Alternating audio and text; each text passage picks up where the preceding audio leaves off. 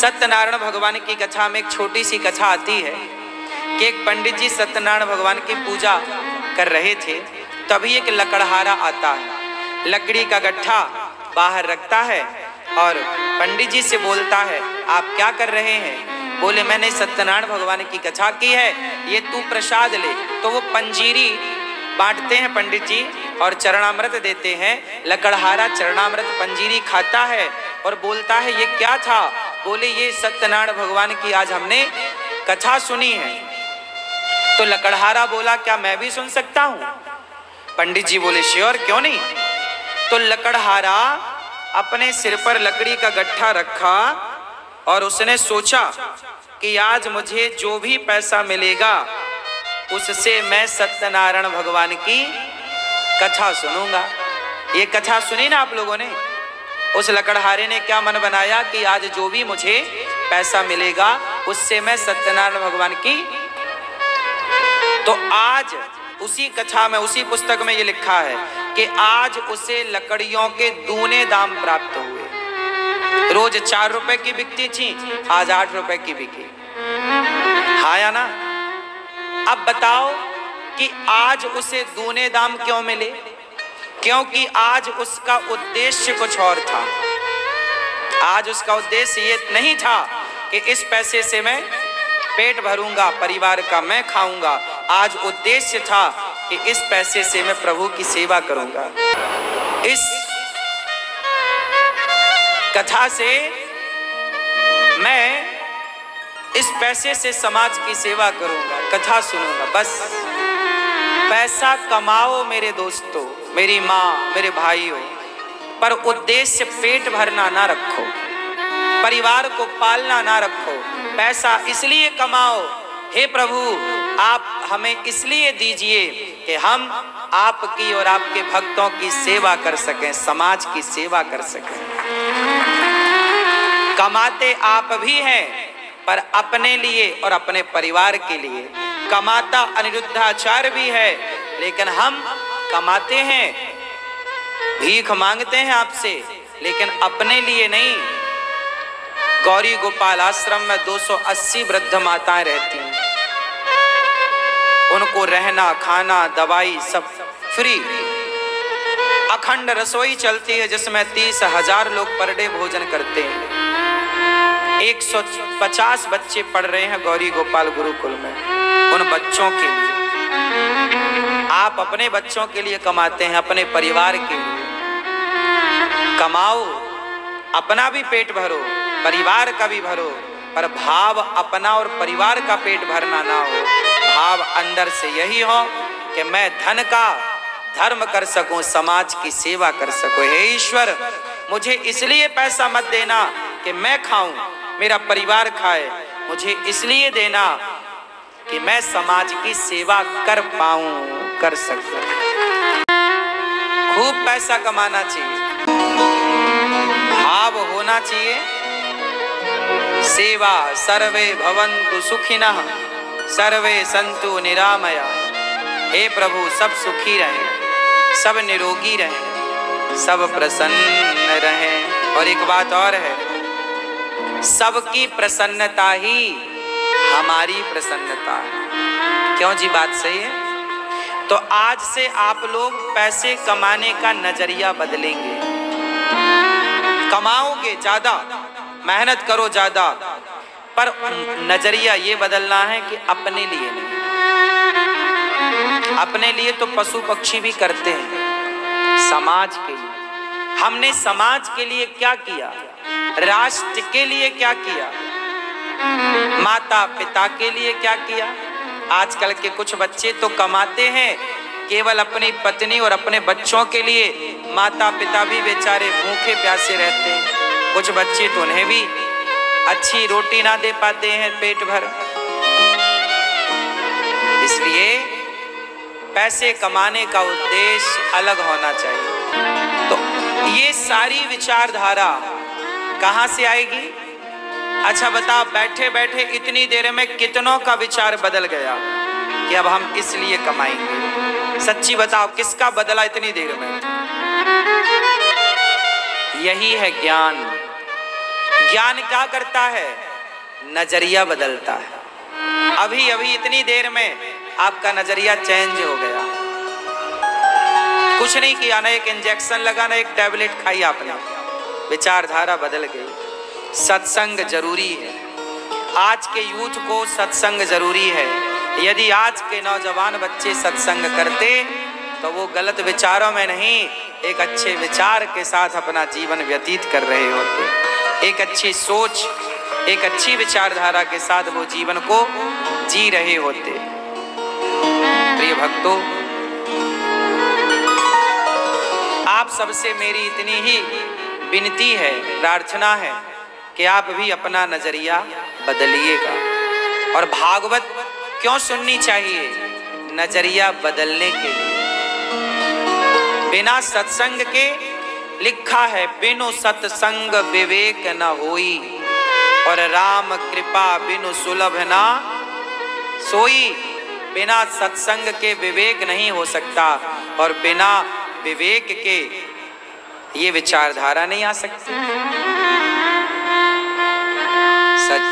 सच्चिदानंद रूपाय विश्वोत्पत्त्यादि Hathaway तापत्रय विनाशाय श्री कृष्णाय वयं नुमः। सच्चिदानंद रूपाय विश्वोत्पत्त्यादि हेतवे तापत्रय विनाशाय श्री कृष्णाय वयं नुमः। एक बार मेरे साथ बोलो, सच्चिदानंद रूपाय विश्वोत्पत्त्यादि हेतवे तापत्रय विनाशाय श्री कृष्णाय वयं नुमः। आप भी पैसा कमाना कल से, पर इसलिए कि आपको भी उस पैसे का कुछ समाज की सेवा में सहयोग के रूप में खर्च करना चाहिए। गौरी गोपाल आश्रम में इतनी सेवाएं चलती हैं, आप भी एक जरा सा सहयोगी बनकर किसी की हेल्प कर सकते हैं। सतचित आनंद, ईश्वर कैसे? सतचित आनंद। भगवान कैसे हैं? मैया आप बताओ, पीली मैया, भगवान कैसे हैं? आपने भगवान को देखा है या नहीं? भैया आपने भगवान को देखा है? टोपी वाले भैया नहीं, चश्मा वाले भैया आपने भगवान को देखा है? नहीं। आपने भगवान को देखा? पीले भैया आपने भगवान को देखा? नहीं। चश्मा वाले भैया आप बताइए, आपने भगवान को देखा? नहीं। मैया पीली आपने भगवान को देखा? नहीं। ये बूढ़ी मैया हमारी माँ, आपने भगवान को देखा? मेरी माँ, हाँ या ना? आपने मैया देखा, हाँ या ना? आपने आपने आपने भगवान को देखा बेटा? नहीं। आपने नहीं। आपने नहीं। आपने आपने नहीं। आपने हाँ कि ना? पीछे भैया, ईश्वर को आपने देखा, हाँ या ना? ना। 99% लोग कह रहे हैं ना, नहीं देखा। अच्छा ये बताओ टोपी वाले भैया, आप कभी मंदिर गए हैं? गए? आपके आसपास मंदिर होगा, गए होंगे। तो मंदिर गए थे तो किसको देखने गए थे? जोर से। मंदिर में आपने किसको देखा था? भगवान की मूर्ति को, भगवान को नहीं देखा। मंदिर में आपने भगवान की मूर्ति को देखा, भगवान को नहीं देखा। तो भगवान और भगवान की मूर्ति अलग अलग है क्या? आप और आपकी मूर्ति, जैसे आप हैं तो आप भी तो अभी मूर्ति के रूप में ही हैं। मंदिर में मूर्ति और भगवान। आप सब लोग कह रहे हैं कि हमने भगवान को नहीं देखा, तो फिर मंदिर क्यों जाते हो? किसे देखने जाते हो? देखो, जिसे आप कहते हैं मूर्ति, यदि आपकी भावना में यदि वो मूर्ति है तो फिर मंदिर जाने से कोई लाभ नहीं, क्योंकि मूर्ति देखने क्या जाएं? भाई मूर्ति देखने हम मंदिर तो जाते नहीं हैं, हम तो भगवान का दर्शन करने जाते हैं। जब आपके मन में ये बात भर जाए कि ये मूर्ति नहीं है, भगवान यही है, मानो तो मैं गंगा मां हूं, ना मानो तो बहता। मानने की बात, माना कि 2 लड्डू हैं, माना कि 5 लड्डू हैं, जिसमें 2 हमने खा लिए, बताओ कितने बचे? जोर से, कितने बचे? माना कि 5 लड्डू हैं, 2 मैंने खा लिए, कितने बचे? अब बताओ लड्डू हैं क्या? लेकिन उत्तर सही आया, नतीजे पर पहुंच गए। लड्डू है नहीं, पर परिणाम सही आया। इसी तरह माना कि लड्डू हैं, तो मान लेने से यदि लड्डू को यदि समाधान तक पहुंच गए, तो मान लेने से, मूर्ति को भगवान मान लेने से आप समाधान तक तो पहुंच ही जाएंगे। उलझन तब तक है जब तक माना नहीं गया। उलझन कब तक है? जब तक माना ना जाए। भाई गणित तो माना की इसी में चलती है, पूरी गणित इसी पर टिकी है, माना की। हाँ या ना? और बड़े बड़े सवाल हल होते हैं माना की से। हाँ या ना? बस गंगा माता है किसके लिए? आप गंगा को नदी कहते हैं कि माता? गंगा माता है कि नदी है? बोलो। हनुमान जी बंदर हैं कि शंकर हैं? हाँ हाँ, पर हनुमान जी तो बंदर रूप में दिखते हैं। हनुमान जी बंदर नहीं है, बंदर का रूप है। गंगा नदी नहीं है, नदी का रूप है। उसी तरह भगवान मूर्ति नहीं है, मूर्ति के रूप में है। गाय पशु नहीं है। गाय कौन है? जोर से। गाय पशु नहीं है, पशु के रूप में। राम मनुष्य नहीं है, मनुष्य के रूप में। राम मनुष्य नहीं है, मनुष्य के रूप में है। कृष्ण मनुष्य नहीं है, मनुष्य के रूप में है। उसी प्रकार जगन्नाथ जी मूर्ति नहीं, मूर्ति के रूप में है। बिहारी जी मूर्ति नहीं, मूर्ति के रूप में। इसलिए आप कहते हैं कि हमने भगवान को नहीं देखा। देखा है, आप सबने भगवान को देखा है।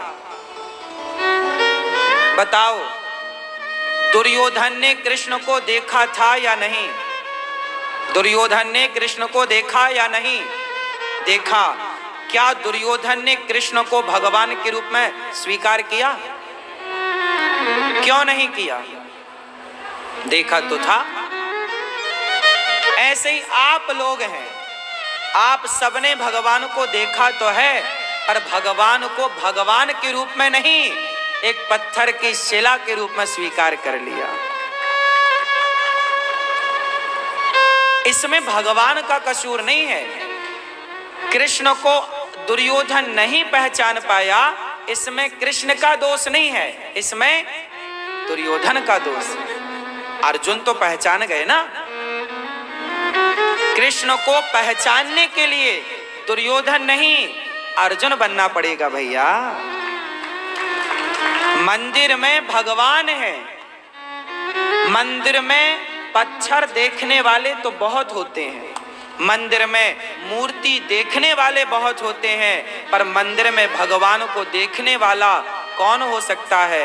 मंदिर में भगवान को देखने के लिए प्रहलाद बनना पड़ेगा। प्रहलाद ने कहा इस खम्भे में भगवान है। तोड़ा, पिता ने, हिरण्यकश्यपु ने तोड़ा तो खम्भे से कौन आया? नरसिंह भगवान। यदि प्रहलाद के विश्वास के बल पर खम्भे से भगवान प्रकट भये, तो तुम्हारे विश्वास के बल पर उस मूर्ति से क्या कृष्ण प्रकट नहीं होंगे? कमी मंदिर की नहीं है, कमी मूर्ति की नहीं है, कमी हमारी श्रद्धा की, आस्था की। हाँ या ना? समझ में आया कुछ के नहीं? क्या चश्मा वाले भैया, क्या समझ में आया? भगवान को आपने देखा है कि नहीं? अभी तो कह रहे थे नहीं देखा, अब देख लिया इतने जल्दी।